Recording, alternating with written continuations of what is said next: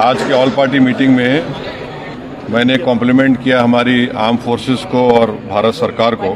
एक international campaign हमको चलाना चाहिए टीआरएफ के खिलाफ।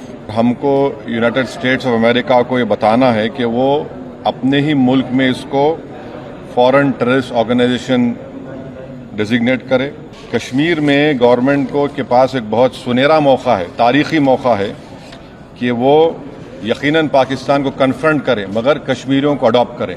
जो ऑपरेशन सिंदूर हुआ उसका मेरी नज़र में सबसे बड़ा इम्पोर्टेंस ये है कि मुरीद के और भावलपुर पर अटैक होना, ये नॉन टेररिस्ट ऑर्गेनाइजेशन के हेडक्वार्टर्स हैं। ये बहुत अहम बात है। तुर्किया को हमको समझाना है कि तुर्किया पूरे विश्व में एक ऐसा कंट्री है जो अपने ही देश में जो टेररिस्ट ऑर्गेनाइजेशन है कर्ड्स, उनको बॉम्ब करता है। सर, आज के ऑल पार्टी मीटिंग में मैंने कॉम्प्लीमेंट किया हमारी आर्म फोर्सेस को और भारत सरकार को कि उन्होंने एक ऑपरेशन सिंदूर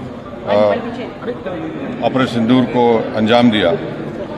मैंने अपनी बात में ये कहा कि एक इंटरनेशनल कैंपेन हमको चलाना चाहिए टीआरएफ के खिलाफ और ख़ास तौर से सिक्योरिटी काउंसिल इसको डिजिग्नेट करे और हमको यूनाइटेड स्टेट्स ऑफ अमेरिका को ये बताना है कि वो अपने ही मुल्क में इसको फॉरेन टेररिस्ट ऑर्गेनाइजेशन डिजिग्नेट करे।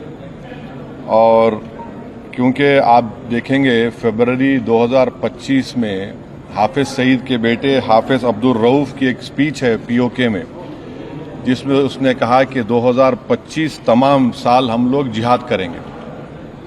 तो ये जिहाद का नाम लेकर, ये भारत में गलत नाम लेकर कत्ल करना चाहते हैं, आतंक फैलाना चाहते हैं। तो यूएस को हम रिक्वेस्ट करें, उनको लॉबी करें कि ये टीआरएफ को एक फॉरेन टेररिस्ट ऑर्गेनाइजेशन बनाए, पाकिस्तान को एफएटीएफ के ग्रे लिस्ट में डाला जाए। यूनाइटेड किंगडम से हमने ट्रेड डील किया है, अब क्या क्या बहुत सी चीज़ें कम हो जाएंगी, टैरिफ कम होगा। तो हम यूके गवर्नमेंट से कहें कि वो भी टीआरएफ को बैन करें और यूके ट्रेजरी पाकिस्तान को सैंक्शन करे। यूनाइटेड स्टेट्स से हम ट्रेड डील करने जा रहे हैं और यूएस प्रेसिडेंट ने कहा कि ज़ीरो टैरिफ होगा एग्रीकल्चर पर। तो ये मोर द रीज़न है कि हम यूएस भी इसको कबूल करें। अब कश्मीर में गवर्नमेंट को के पास एक बहुत सुनहरा मौका है, तारीखी मौका है कि वो यकीनन पाकिस्तान को कन्फ्रंट करें मगर कश्मीरियों को अडॉप्ट करें।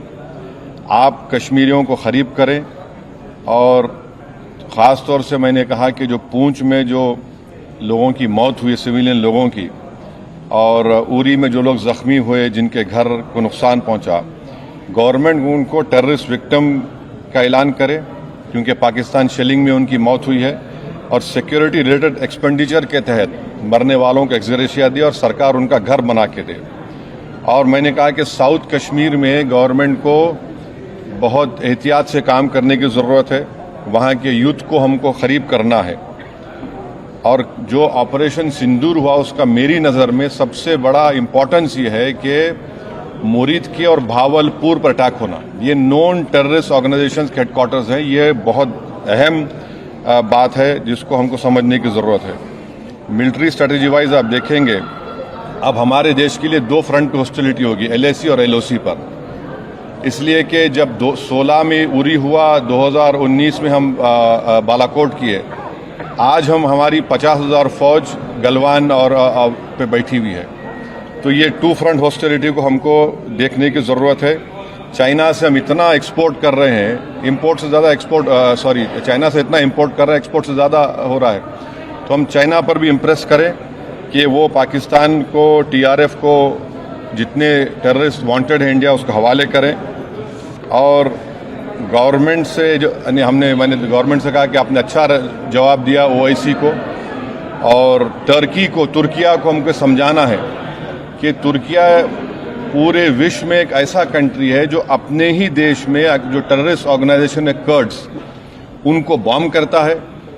इराक में जब तक उनसे डील नहीं हुई वहाँ बॉम्ब करता था, अब सीरिया में भी बॉम्ब करता है वो। तो तुर्किया को समझाने की ज़रूरत है कि जब आप कर्ड्स के ऊपर जो टेररिस्ट ऑर्गेनाइजेशन है उनको आप एक्शन ले सकते, तो भारत पे क्यों वो सवाल उठा रहे हैं। और हमने कहा कि ये आज पाकिस्तान इसको और एस्केलेट ना करे। इस सिलसिले में आज ईरानियन फॉरेन मिनिस्टर दिल्ली में है, सऊदी फॉरेन मिनिस्टर भी दिल्ली में है।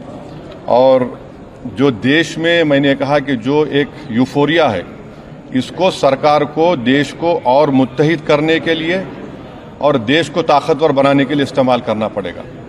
और जो लोग मैंने जिक्र किया, हिमांशी उस बच्ची का जिसने अपने पति को खोया 6 दिन की शादी के बाद, कि किस तरह सोशल मीडिया पर उसके ऊपर रिकेक हमले किए गए।